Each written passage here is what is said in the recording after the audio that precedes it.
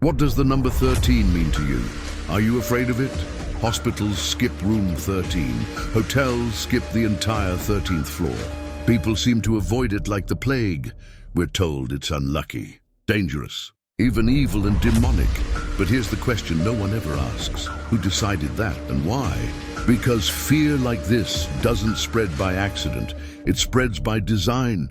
So today, we're talking about the number 13, not as superstition, but as a suppressed symbol of power. From an early age, we're trained to flinch at 13, Friday the 13th. Bad luck, bad omen, something to avoid. But think and notice something. No one can ever explain why it's bad, only that it is. That's not belief, that's conditioning. Powerful systems don't destroy symbols they fear. They invert them. They take something sacred and form it to fit an agenda. There's something else neatly tucked away here. The difference between 12 and 13. 12 is neat, divisible. It creates structure and represents hierarchy, order, predictability, authority.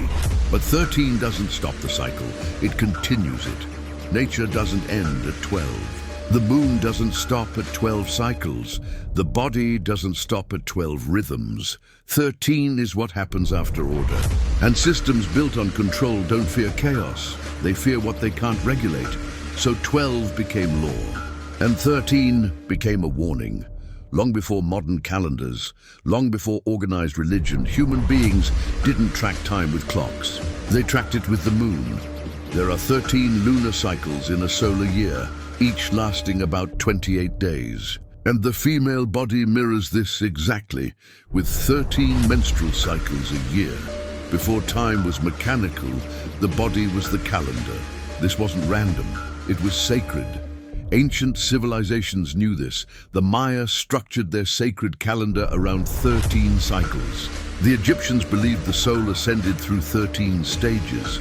Celtic societies followed 13 lunar months. Traditional covens were formed with 13 members. 13 wasn't unlucky. It was initiatory. This is where things may get uncomfortable. Because 13 is deeply tied to the feminine. Cycles, intuition, creation, and rebirth. Not linear time, not rigid order, but rhythm. And when societies shifted toward control, hierarchy, and dominance, the feminine had to be subdued. So the symbol went with it. What was once divine became dangerous. Even the zodiac tells this story. We're taught there are 12 signs. But astronomically, there are 13 constellations along the ecliptic. The missing one? Ophiuchus, the serpent bearer, a symbol of healing, wisdom, transformation. Serpent knowledge has always been feared. It doesn't obey rules. It sheds its skin. So it was removed, not destroyed, just quietly left out. Even Christianity carries the imprint. Jesus and the 12 disciples. That's 13 at the table. And among them was Mary Magdalene, not a prostitute that was later propaganda, but a carrier of wisdom, the feminine counterpart, the suppressed voice. Erase her authority, and 13 becomes something to fear, pattern after pattern after pattern. In tarot, card number 13 is death. People panic when they hear that, but death doesn't mean destruction. It means transformation, the shedding of an identity, the collapse of an illusion, the end of something false, so something real can begin. This is why systems fear 13, because transformation cannot be controlled.